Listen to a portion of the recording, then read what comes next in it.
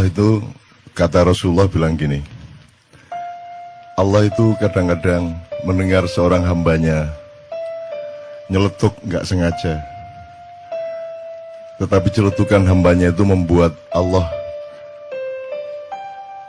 menyala cintanya kepada hamba itu, sehingga semua masalahnya oleh Allah langsung diselesaikan dan rezekinya dilimpahkan. Tapi Allah kadang-kadang juga mendengar celetukan hambanya, membuat dia sakit hati, sehingga saat itu juga rezekinya ditutup dan dipersulit hidupnya. Nah, awakmu milih ndi sakarepmu. Nah, Allah ngomong seperti itu menurut Rasulullah, terutama dalam ketika momentumnya adalah hujan turun. Jadi jangan ada yang mengeluh hujan turun, bahwa Anda kerepotan, bahwa Anda kesulitan, itu berkah juga. Kesulitan itu berkah. Kalau Anda tidak pernah mengalami kesulitan, Anda tidak pernah menjadi dewasa. Kan gitu ya. Jadi kalau ada hujan turun, itu langsung saja Masya Allah, Masya Allah, Alhamdulillah, Alhamdulillah, Alhamdulillah gitu ya. Nah, bahwa masuk angin, emang jelek masuk angin, kan bagus masuk angin, Alhamdulillah. Sakit juga bagus, kan gitu. Kalau Anda masih menganggap masuk angin itu buruk, ya Anda belum mengerti kehidupan. Bahwa masuk angin harus disembuhkan, iya. Jadi kan peristiwa menyembuhkan kan juga indah. Dan syaratnya keindahan menyembuhkan adalah ada sakit dulu. Maka sakit itu adalah persyaratan keindahan, kan gitu. Ini sebelum ngomong pajak dan hutang, gitu. Ya gitu ya, satu ya. Nomor dua, saya yang memohon antum tetap di sini. Sesepuh kita Bapak Abdullah Hamahwa yang saya kenal sejak dahulu kala ya, Ustadz ya. Saya kenal beliau sejak dahulu kala, dan ini harus kita takzimi sebagai salah satu rujukan sejarah kita, termasuk rujukan pengetahuan dan jurisprudensi ilmu-ilmu tentang keindonesiaan, karena dia lebih berpengalaman dibanding kita semua. Itu hati awakmu nak dibanding beliau itu. Dia dulu ngalamin bagaimana mendirikan HMI awalnya, dia mengalami bagaimana Bung Karno agak terpecah hatinya terhadap HMI dan CGMI. Saiki wis gak ono wong kenal CGMI toh.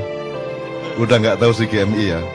Ya gimana sih, itu musuh utamanya dulu adalah CGMI dan GMNI separuh gitu ya, dan seterusnya. Tapi nggak usah saya ceritakan karena Anda sudah lelah bermusuhan dengan macam-macam, sehingga tidak usah saya ceritain bermusuhan. Nomor dua, dari sekali lagi soal mengeluh tadi, tidak ada gunanya mengeluh itu. Yang ada bersyukur saja, meskipun belum masuk akal. Jangan khawatir, nanti Anda akan ketemu bahwa dia rasional, bahwa bersyukur itu rasional. Jadi tidak usah faham dulu baru bersyukur, bersyukur saja dulu supaya Anda faham. Jadi ini logika-logika yang dia keluhkan tadi itu tidak akan tercapai karena kalau tidak ada manusia Indonesia baru yang mencoba memperbaiki kembali logikanya. Jadi alhamdulillah Ma'iyah ini, saya sudah melihat bulan-bulan terakhir ini yang disebut qaumun akhir. Jadi Allah tidak perlu menghancurkan bangsa Indonesia untuk kemudian dikasih kaum yang baru, umat yang baru untuk membangunnya. Di tengah kehancuran ini juga sudah lahir manusia baru seperti Anda, seperti Arek Gendeng Malang Budi Setiawan iku mangsa piturute, itu manusia baru, itu hibrida baru Indonesia. Dan selama masih hibrida gendeng yang mengurusi itu, Anda juga ndak usah mengeluh. Wis mesti wong gendeng wis mesti ngono iku, katika apa meneh. Tapi kan ada Anda, ada dia, ada teman-teman semua, dan ada kita. Usiamu kan masih 20, 30, 40 paling ya. Jadi kita punya harapan besar, dan ini jumlah kayak Anda ini ada di mana-mana, di Purwokerto, Banyumas, Purbalingga, Ngawi, Madiun, Ponorogo, lahir manusia baru Indonesia. Jadi Allah tidak perlu menghancurkan bangsa Indonesia. Allah di tengah kehancuran ini langsung melahirkan qaumun akhir, Indonesia yang berbeda, Indonesia yang baru. Dan itu sudah terjadi. Itu loh.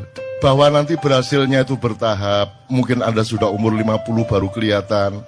Saya mungkin anak saya, cucu saya dan seterusnya baru berhasil betul. Loh, ini kan komplikasi penyakitnya luar biasa.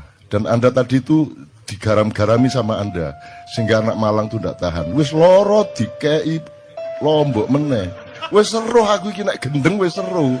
Kan gitu ceritane kan ya, sehingga si siapa tadi Doni Setiawan tadi kan wis seru aku nek gendeng, kok aja dipeliak-peliak kan gitu kan.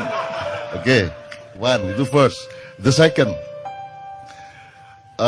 Saya seneng ini, siapa tadi menyanyi Ruth Sahanaya tadi, siapa?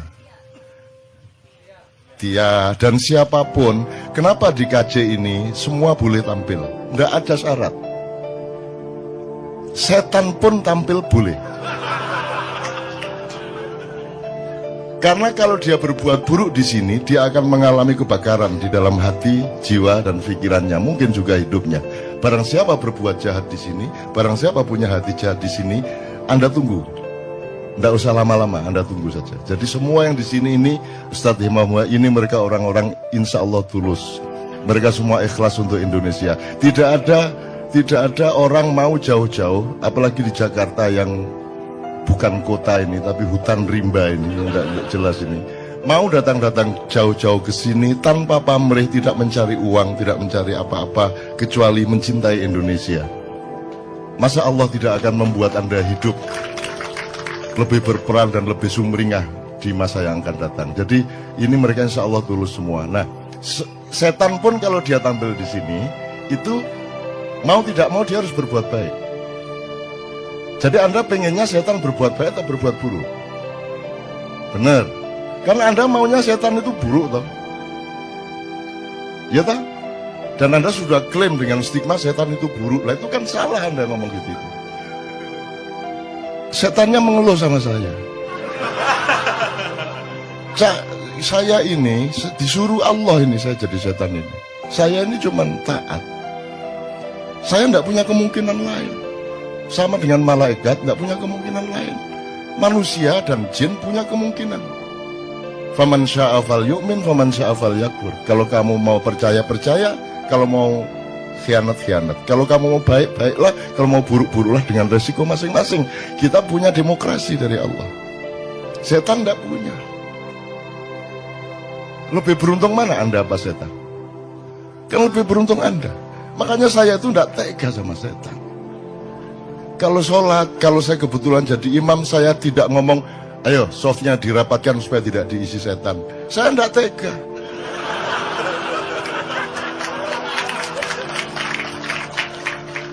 Yang rapi softnya, setan-setan kalau mau ikut sholat sekalian sini. Nah gitu saya.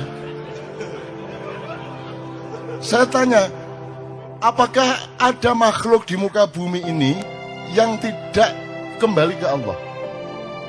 Jadi bagaimana mungkin saya mendoakan siapapun dan mengharapkan siapapun untuk tidak kembali ke Allah?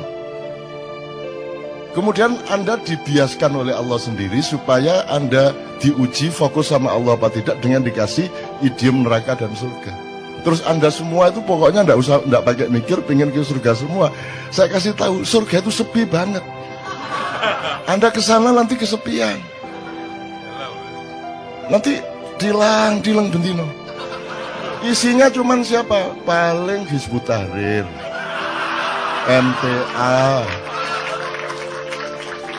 Wahabi Salafiyah baru ya, LDII, ya NU Muhammadiyah, Syiah, semua neraka.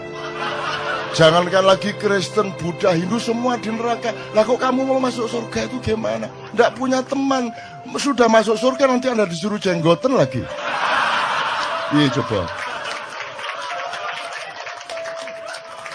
Bener nggak? Apa yang membuat kamu ingin masuk surga itu apa? Di sana jelas isinya kan sudah jelas toh. ISIS masuk surga, ya toh. HMI sekarang belum tentu masuk surga. Wong PMI aja ndak masuk surga, apalagi HMI, kan gitu. Ya toh, ya itu ya. Mau PMI bisa selawatan aja ndak masuk surga, apalagi HMI yang bisanya intelektual modern toh, kan gitu. Nah, ini kalau pakai cara berpikir yang terjadi sekarang loh ya, surga itu sepi, jadi Anda tidak usah mikirin surga menurut saya, tidak usah mikirin neraka, pikirkan Allah, tujukan dirimu.